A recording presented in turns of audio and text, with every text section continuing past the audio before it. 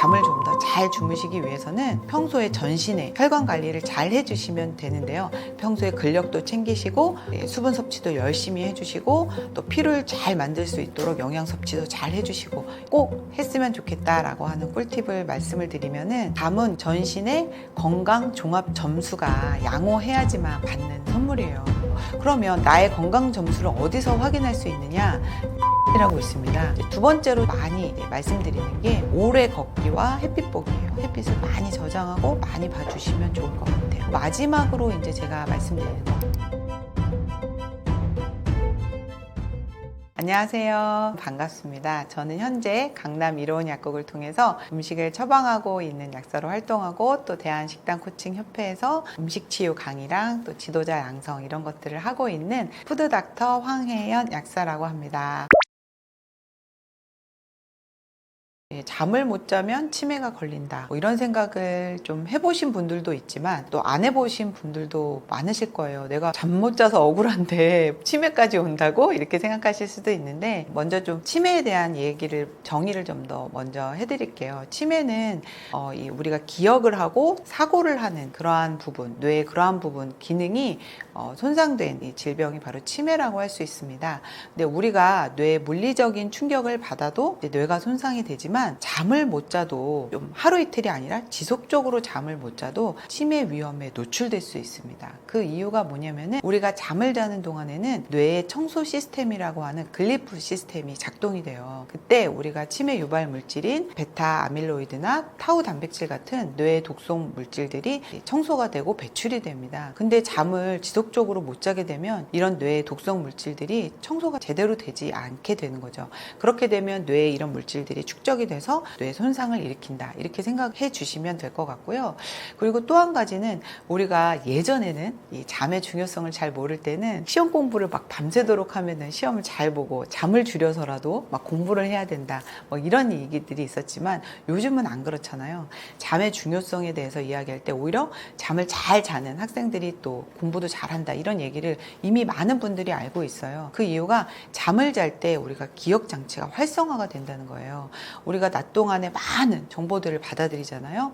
눈으로도 보고 귀로도 듣고 또 맛도 보고 다양하게 온감을 통해서 많은 정보들이 들어오는데, 그 중에서 이제 우리가 꼭 기억해야 될 것들을 기억 장치에 저장하고 또 그렇지 않은 것들을 버리는 걸 잠을 자는 동안에 해요. 근데 우리가 잠을 제대로 못 자면은 이 기억을 저장하는 일을 제대로 할 수가 없는 거죠. 그래서 잠을 지속적으로 못 자는 불면증 환자분들의 경우는 이런 그 기억하는 활동들이 점차적으로 기능이 떨어지게 되면서 단기 기억력 장애라든지 이게 나아가서는 치매 유발 위험을 높일 수가 있습니다. 나이 드는 것도 억울한데 불면증까지 온다, 너무 억울하죠, 그죠? 근데 실질적으로 이제 저도 많은 환자분들을 상담을 하는데, 연세가 드신 분들이 주로 이제 불면증을 많이 호소를 해요. 어떻게 보면 자연스러운 현상일 수도 있죠. 왜냐하면 우리가 잠을 잘 자고 죽음에 이를 수는 없으니까 점점 더 잠을 못 자면서 이제 죽음까지 가는 거라고도 보실 수는 있어요. 그러나 이제 어떤 분들은 같은 나이에서도 잠을 잘 주무시는 분들도 있고, 잠을 잘 못 주무시는 분들도 있거든요. 이제 이런 어떤 노인의 불면증에 대해서는 여러 가지 의견들이 있습니다. 뭐냐면 뭐 노화 자체다, 뭐 이런 분들도 있고, 또 하나는 호르몬 부족이다, 뭐 아니면은 뭐 근육이 없어서다, 아니면 간 기능이 떨어져서다, 아니면 심장 기능, 아니면 뭐 여러 가지 대사 기능, 뭐 이런 것들이 떨어져서다라고 하는데, 그러한 것들이 귀결돼서 하나의 원인으로 지목되는 게 바로 뇌의 혈액 부족과 수분 부족이라고 할 수 있어요. 그 이유가 뭐냐면, 우리 몸은 이 70%가 수분으로 되어 있잖아요. 그런데 태어나서는 한 80% 정도 된다고 합니다. 그러니까 아가들은 너무 잘 자는 거예요. 근데 나이를 들어가면서 우리가 수분을 점점 잃어가요. 그래서 죽기 전에는 50% 이하가 되면 이제 사망에 이른다고 합니다.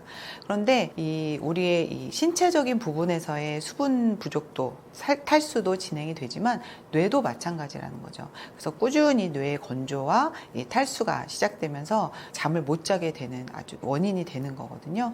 그렇다 그러다 보니까 이제 어떤 분들은 잠을 좀 잘 자고 동일한 연세에서도 또 노인분들 중에는 또 잠을 또 아예 못 자는 분, 또 잠을 잘 자는 분 이렇게 좀 나눠져 있어요. 왜냐하면 동일한 연령대에도 평소에 이제 체수분 관리, 또 혈액 관리, 또 이 심장으로부터 뇌로 올려주는 어떤 혈액 순환이 잘 되는 분들, 이런 분들 같은 경우는 같은 동일한 나이대에서도 잠을 잘 주무시는 경우가 있긴 합니다. 그래서 노인분들의 경우 잠을 좀 더 잘 주무시기 위해서는 뇌를 어떻게 할까 이런 생각보다는 평소에 전신에 혈관 관리를 잘 해주시면 되는데요. 그 방법은 평소에 근력도 챙기시고 수분 섭취도 열심히 해주시고 또 피를 잘 만들 수 있도록 영양 섭취도 잘 해주시고 이렇게 노력을 하시면 같은 나이대에서도 아마도 잠을 잘 주무시는데 도움이 되실 거라고 생각이 듭니다.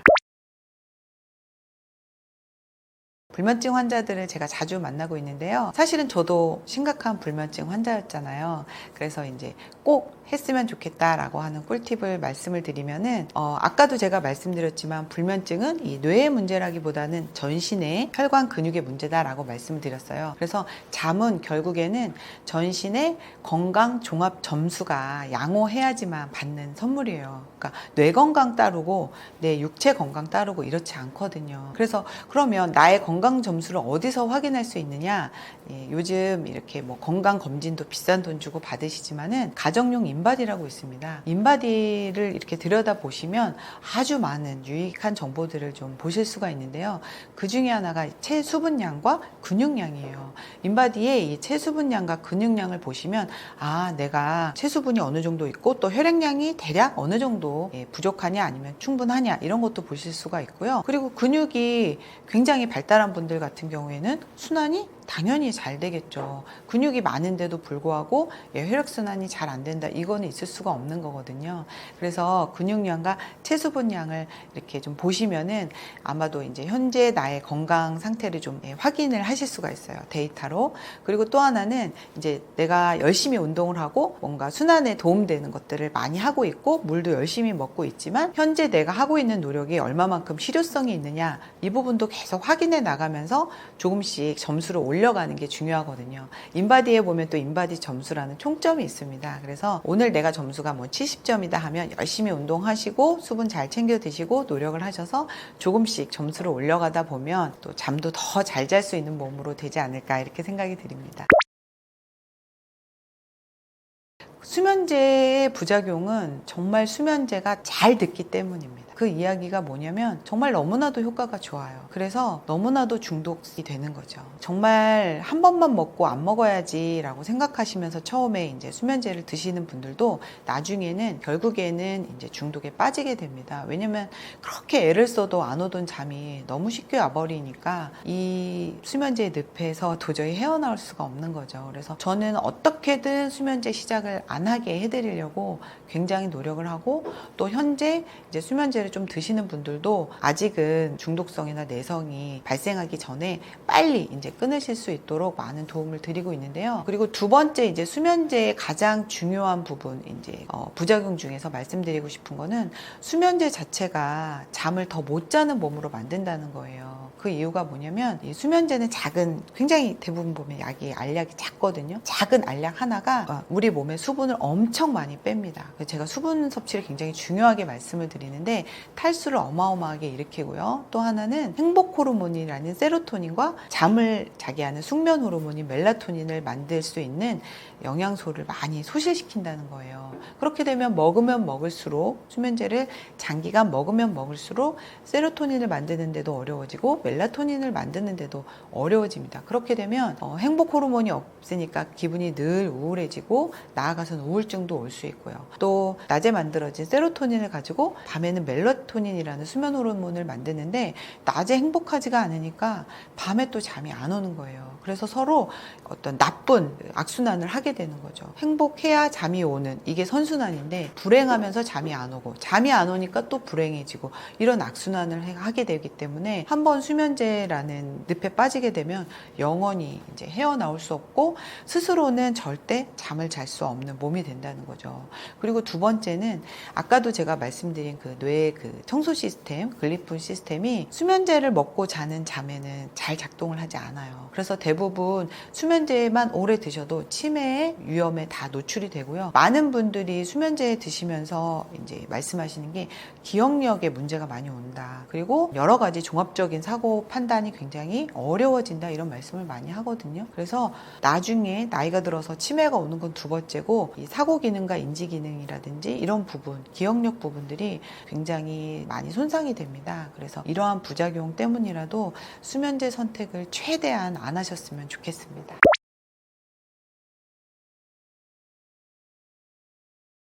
숙면에는 사실 꿀팁이다라는 게 있을 수도 있고 없을 수도 있습니다. 그게 뭐냐면 막 뭐 하나 이렇게 한 가지만 갖고는 좀 많이 힘든 상황이고요. 종합적으로 좀 노력을 해주셔야 되고 바로 또 즉효가 나지 않기 때문에 기간이라는 게 좀 누적이 돼야 됩니다. 그래서 사실 이게 꿀팁일까라는 생각이 좀 들긴 하지만 그래도 제가 제 자신도 이제 굉장히 극심한 불면증 환자였음에도 불구하고 치료를 했던 경험 그리고 지금 그 경험을 토대로 많은 환자들을 이제 상담하고 도와드리는데요.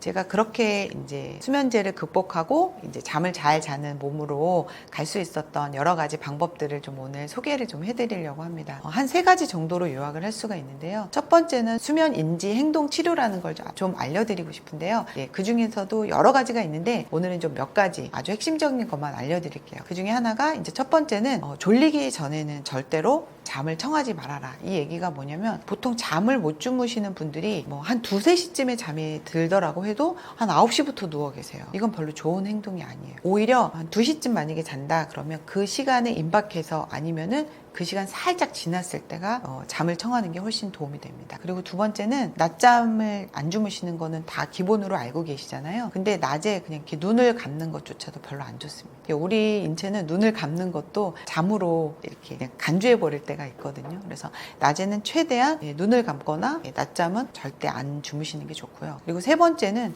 평소 내가 잠을 못 자서 이런 분들이 있어요. 이제 잠이 깨도 그냥 아쉬워서 좀 더 누워 계시는 분들이 있는데 오히려 그렇게 하지 마시고 부족하게 자더라도 조금 더 빨리 일어나시는 거예요. 이러한 이제 이 3가지가 어떤 거냐면 수면의 압력, 수면 압력이라고 하거든요. 수면의 욕구 이런 것들을 극대화시킵니다. 이러한 것들이 어떤 효과를 내냐면 잠을 들이는 시간, 즉 인면 시간을 굉장히 짧게 만들어요. 이게 엄청 중요한데요. 우리가 예를 들어서 12시에 잠드는데 10시부터 누워 있잖아요. 그러면 그 기다리는 2시간의 마음이 과연 평화로울까요? 그렇지 않거든요.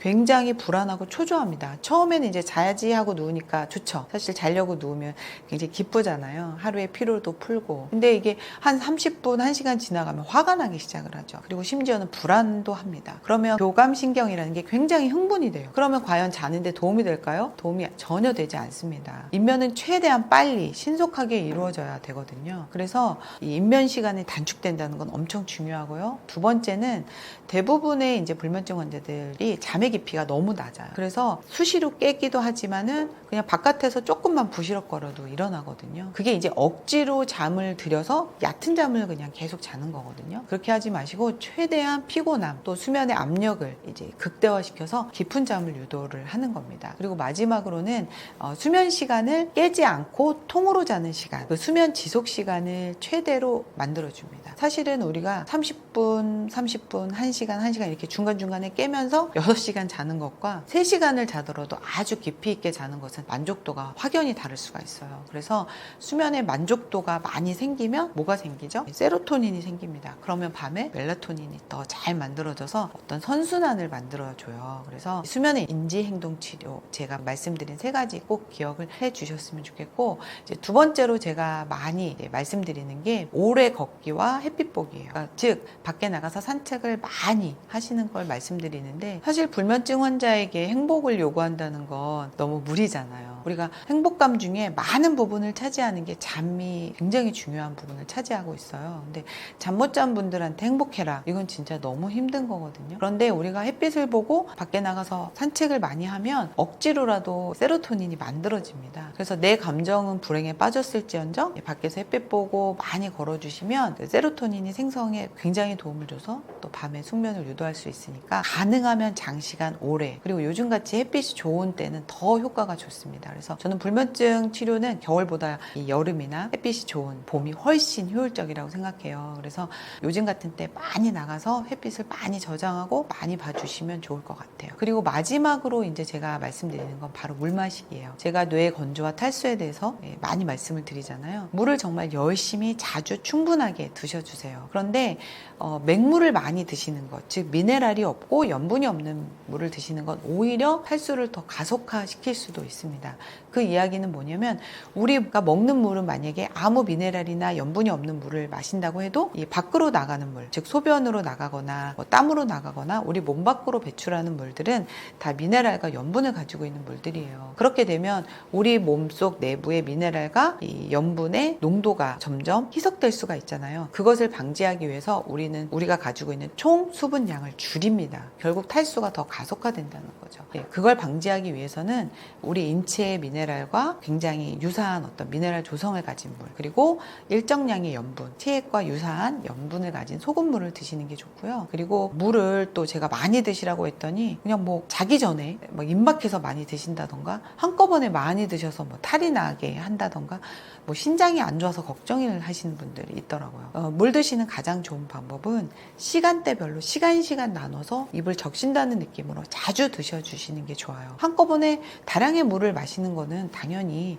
심장이나 신장에 부담이 될 수가 있습니다. 그리고 자기 전에 집중해서 드시는 건 또 숙면에 당연히 방해가 될 수 있고, 그래서 잠자기 전 한 2시간 정도 텀을 두시고, 그리고 시간 쉬지 않고 마셔주시는 게 좋아요. 아무리 신장 기능이 약한 환자라고 해도요, 시간 나눠서 드시게 되면 충분히 많은 양의 물을 드실 수가 있습니다. 그래서 분할해서 자주, 집중적으로 마시지 말고 분할해서 자주 조금씩 입을 축인다는 느낌으로 계속 드셔주시면 굉장히 좋은 효과를 보실 거라고 생각이 듭니다. 제가 이제 많은 분들에게 모든 건강의 이제 그 건강법, 해결법을 물 마시기와 소금, 죽염 이런 것들을 이야기를 많이 하니까 죽염이 무슨 뭐 만병통치약이냐, 물이 만병통치약이냐 이런 말씀들을 많이 하세요. 그런데 우리 몸은 이렇게 겉으로 보기에는 이렇게 생겼지만 세포라는 입장에서 보면은 하나의 작은 물고기라고 할 수 있습니다. 물에 둥둥 떠 있는 상황이라는 거죠. 결국 수조의 물이 충분하고 수조의 물의 어떤 수질이 물고기를 키우는데 적합하느냐, 그게 가장 중요한 문제라는 거예요. 그런데 지금 현대인들은 영양 과다에 살고 있다고 많이 이야기하잖아요. 우리가 음식을 먹는 데 있어서 부족한 건 거의 없다고 봅니다. 그런데 결국 수조의 물의 수질과 물의 충분함이 부족하다는 거예요. 그래서 제가 항상 이 기본값을, 가장 기본이 되는 것을 하지 않고 뭐 아무리 좋은 영양제를 드시거나 아무리 좋은 음식을 드신다고 해도 이게 만족되지 않으면 되지 않는 거죠. 결국 수조에 있는 물고기에 수조를 채워주지 않고 오염된 물로 가득 찬 상태에서 물고기에게 영양제를 먹인다고 해서 효과가 나지 않는 거죠. 그리고 두 번째로는 생명활동은 다 물에 의해서 이루어집니다. 전달자라는 물이 없으면 어떠한 물질도 만들어질 수가 없고요. 또 세포에 전달되지 않고 쓰이지도 않습니다. 그래서 제가 물 마시기와 죽염 이런 것들을 많이 강조를 하고 있고요. 또 하나는 현재 소금이 약이 되고 있는 원인이 있습니다. 그 이유는 우리의 모든 식생활 환경 속에 첫 번째는 내가 노력을 특별히 하지 않고서는 탄수화물 과잉 시대에 살고 있기 때문이에요. 우리가 모든 음식에 실질적으로 막 풍요의 시대에 살고 있잖아요. 근데 그 풍요 속에 이렇게 음식의 풍요에 살고 있지만 잘 들여다보면 단백질과 지방의 풍요보다는 탄수화물의 풍요에 살고 있어요. 많은 외식 업체나 어떤 식생활의 풍요로움이 탄수화물을 과다하게 사용하면서 우리가 만족도를 얻고 있거든요. 그러다 보니 소금이 약이 된 거예요. 이것들을 해결하는 게 가장 급선무가 되고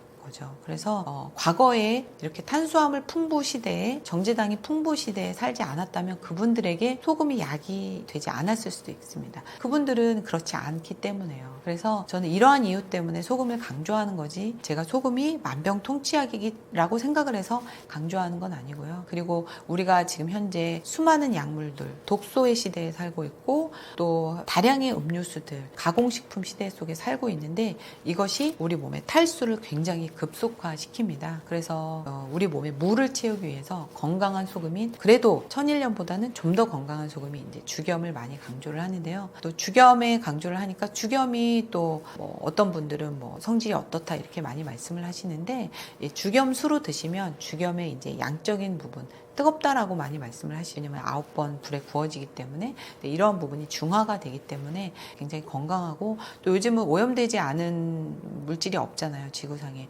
그런데 죽염 같은 경우는 9번 구워지면서 바다 오염 물질들이 이제 다 전소되어 날아가고요.